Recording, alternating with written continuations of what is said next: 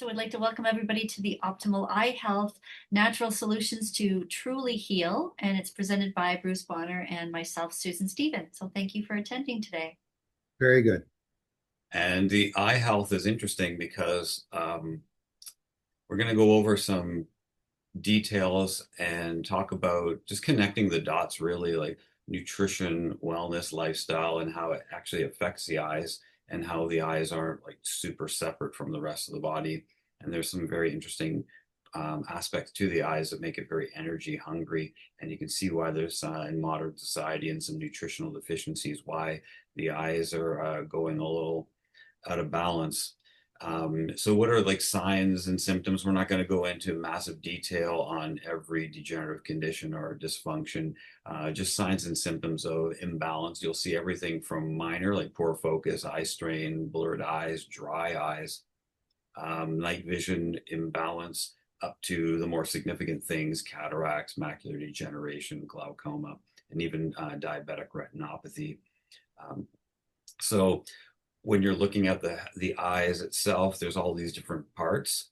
And really what I want to do in terms of connecting the dots here in practice, we see people just to realize that large molecules, things like proteins and fats and how you stabilize sugar. Plus there's little things like vitamins and minerals.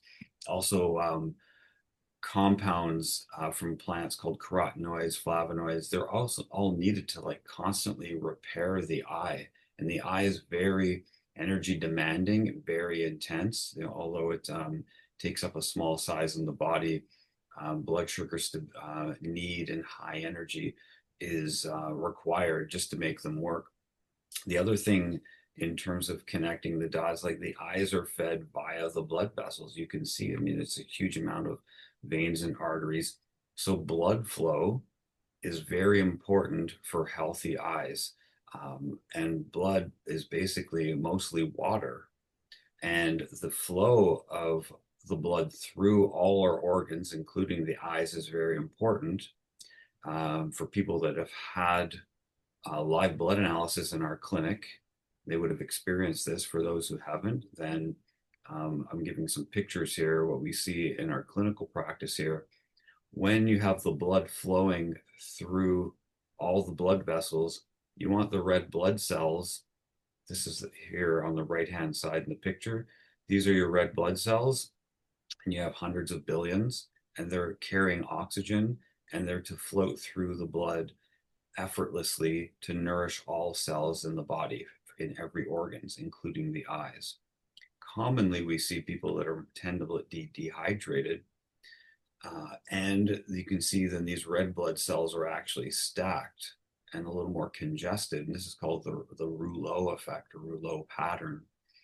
And you can vision then you've got 5 liters of blood going through the body, hundreds and hundreds of kilometers per day. And when the blood is congested, then you wouldn't be nourishing any of the organs, but specifically the eyes very well with oxygen. So then the eye cannot repair and heal as well.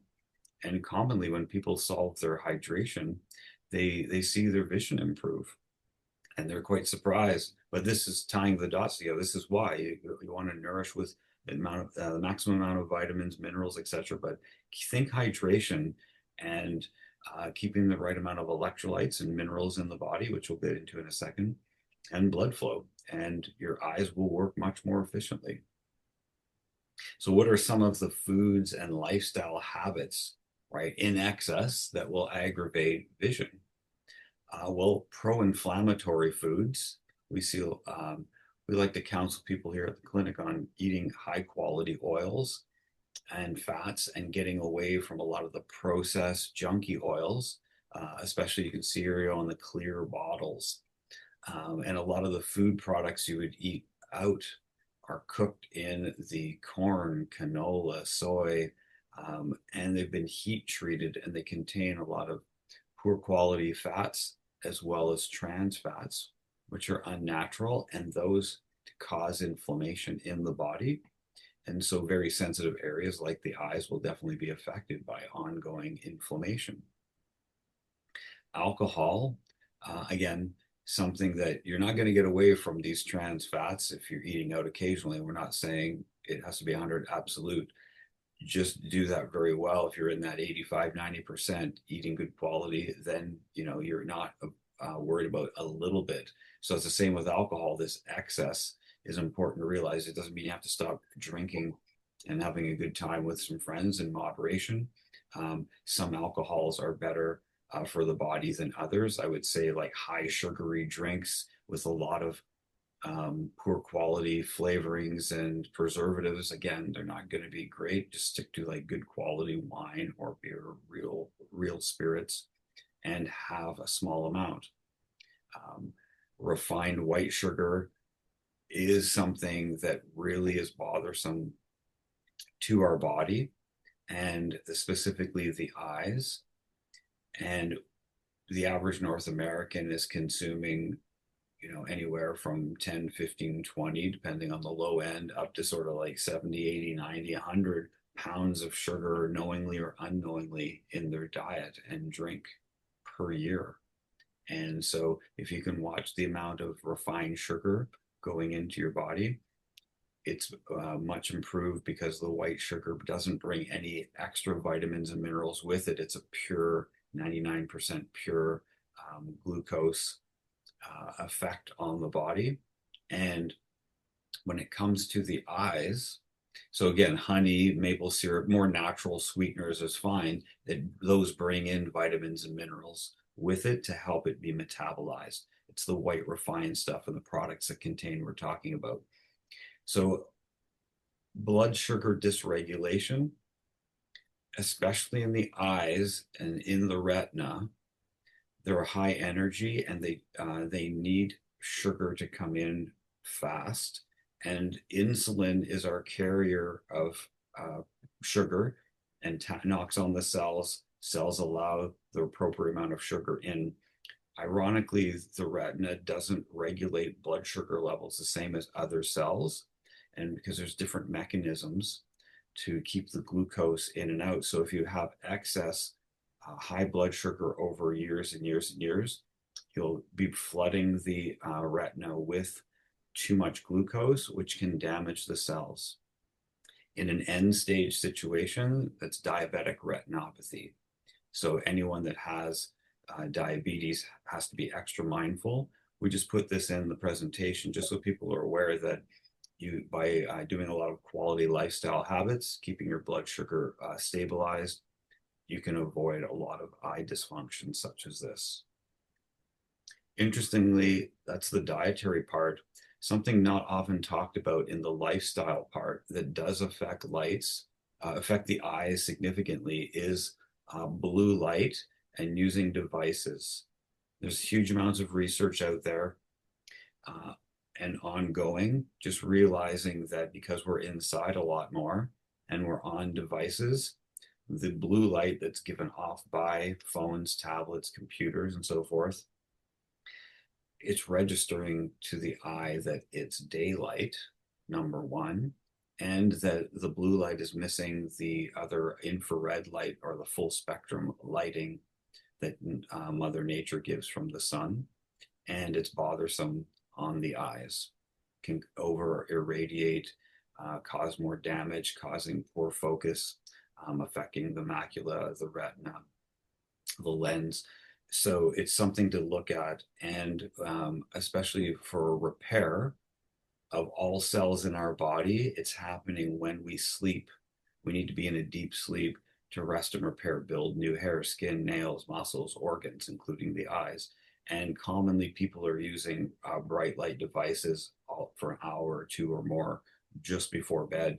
So not only is it a little harder on the eyes, especially if it's in nighttime and all the lights are turned off and you just have that as a device, but also it's delaying your repair mechanism because your brain is sensing that it's daytime, not nighttime. So you're not going into as deep a repair for sleep. Also, many people have become a little too phobic, afraid of the sun because of the narrative that we need a sunblock from right when we get up to the end to avoid skin cancer, etc. Can be an overzealous concept. The body needs full spectrum light to hit the eyes and also the skin to make natural vitamin D to regulate your sleep wake cycles. The infrared light is very helpful. Again, we're talking about that. So many people that are slathering sunblock from 7 in the morning right through till night end up being vitamin D deficient because you need your skin to be activated with the UVB rays from the sun to make natural vitamin D. And you're also supposed to get in the early morning hours, anywhere from 6, 7 up to 10. I would say no sunblock, natural sunlight, doing chores, sitting in the sun, reading a book, half hour, 45 minutes to an hour is not a problem. And you will actually repair the cells of the body. And you can even just lay there and close your eyes, and those infrared light rays are going to go through your closed eyelids into the back of the eye and actually heal the eye. So the infrared light's very important for vision. If you have glasses, it's wise to take them off for that so that they don't cause some refraction of the sunlight, and just get back to nature, and you'll see your vision improve as much as your mood and all the other organ systems. So we're big proponents. And then from 3, 4 in the afternoon and onward, again, you wouldn't need any sunblock. If you're just sunbathing and getting out there and you're fair skin, then you can choose to do that in the hot hours. It's up to you depending on your skin tone and so forth. There's a lot of details to consider. Bottom line, less devices, less blue light, more natural sunlight, and your eyes will perform much better. Other things that we see in practice that's not talked about, things like medications can actually aggravate your eyes and your vision, like the dry eyes. And there's a whole group, and you see people are on them. Talk to your physician about that. Just it's something that we notice people don't understand, that maybe it's something that they're actually taking is giving them dry eyes, blurred vision. Just like it could be hydration and one medication. They're like, wow, if I stay hydrated and I don't need as much blood pressure medication because now I'm hydrated and I can cut my dose down, well, then maybe their blood pressure medication that's giving them blurred vision and dry eyes won't be doing it. There's so many variables here, but just a quick list for people, the corticosteroids, and also then NSAIDs, things like ibuprofen and so forth. They can long-term use, right? Not that you'd have to not use them, but just ongoing. And it depends on how much you're taking too. But just be aware, even things like certain antidepressants, blurred vision, dry eyes, antihistamines, that's very common, especially in spring and summer. People take them a lot. They notice right away dry mouth, dry eyes, irritation, even acne medication, again, blood pressure medication. Just something to be aware of when you're looking at your whole holistic health plan. And so back to the nutrient part, when you're looking at the different types of foods that contain the vitamins, minerals, and these plant pigments, especially the carotenoids and flavonoids that are important, you'll see anything in the dark oranges, sweet potato, carrot. I mean, everyone talks about carrot for beta carotene. That's one of the carotenoids. And yes, they get converted. The pigments themselves are very beneficial. And some of the carotenes are converted into preformed vitamin A, which is retinol. And retinol is needed for the eye. Retinol, retina. They notice that you need good vitamin A and beta carotene to have strong vision, especially the night vision. And you'll see the dark pigments in the berries, right? Blueberries and so forth, but also there's carotenoids and dark pigments in the green leafy veggies. So this just picture gives us a good look at the foods that are actually bringing high amounts of quality fats, protein, and specific plant chemicals that are nourishing the eyes. And if you can't eat some of the things, that's fine. Nature has given us an abundance of high quality elements that your body can use from all different food groups in order to nourish oneself. In the pigment, I wanted to just go down this path a little bit because we're going to talk about a couple of the supplements that contain much of the researched bioflavonoids and carotenoids that are in these dark green leafy veggies and berries. And lutein is a common one that people hear about. And zeaxanthin is also another one. They go together and they are found in lots of veggies and fruits. And you'll see people will take the supplements with lutein on its own or eye formulas, which I'll show you in a second. But just to remember, like eating high quality food is the first thing to consider. And where are these elements found? Well, right in the retina, right? Lutein gets right into the retina, in the rods, in the eye. And that's helpful for when you're in dimly lit environments, dark vision. How, there's old tales of eating, lots of pilots, World War II in Britain eating like lots of blueberries and blackberries and these pigments in order to be able to have night vision, better night vision at nighttime operations. As an example, it's quite interesting. Um, so the zeaxanthin, right? It concentrates more on the macula. That's at the back end of the retina, which helps for extreme focus, and also in the cones, right? It's strong for color vision. And when you're looking at something like age-related macular degeneration and cataracts, then that when the body or the eye, is not filtering the blue UV light well, and we are exposed to what we're talking about, the devices and unnatural lighting and sitting inside all the time and not having enough of these key nutrients, well, then it's like you're overworking the eye and then it's kind of breaking down somewhat. So these elements out of the diet are very important to get into the body. Another one is astaxanthin, right, which is a strong antioxidant. And it's the red pigment. You'll see it in seafood. You can see in the picture here on the bottom, the lobster, the salmon. So the salmon eat the krill um, and the shrimp and the little critters that contain the astaxanthin pigment, and that's actually what gives a lot of the fish, like salmon, that reddish hue. So they're in there, and astaxanthin is an element that's being studied quite a lot as a very strong antioxidant, and and one of the things that helps to affect is the eyes. Anthocyanidins are flavonoids, and those are found in berries, and they also are elements that give off the red and purple colors. This is the bright stuff that you really are attracted to. Nature put them in there for a reason, and you can see this in the different types of berries, all of these amazing pigments. And they're really studied for helping the ocular muscles and then reducing vision fatigue, improving, again, dark vision adaptation. So nature's pretty smart, and we can benefit from including these key elements in our diet.